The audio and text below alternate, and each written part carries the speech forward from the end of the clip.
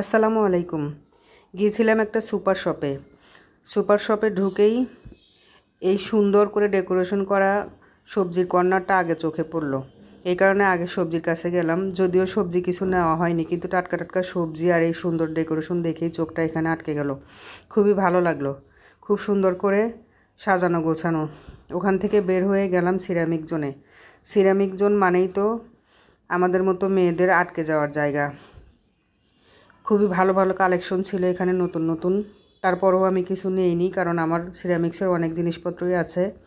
ওখান থেকে বেরিয়ে গেলাম একটা ছোট্ট একটা রেস্টুরেন্টে। বাচ্চাদের নাকি এই চাপ আর নান রুটি খেতে ইচ্ছে করছে। যদিও বাইরের খাবার আমরা খুব একটা খাই না, তারপরেও ওরা খেতে চাইলো, তাই নিয়ে নিলাম।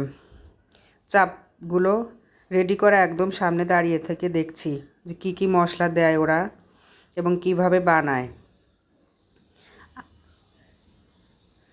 ওনাদের রেডি করাটা পুরোটাই সামনে থেকে দেখলাম এবং ভিডিও করলাম। সুন্দরভাবে ওনারা সব মশলা টশলা দিয়ে রেডি করলো।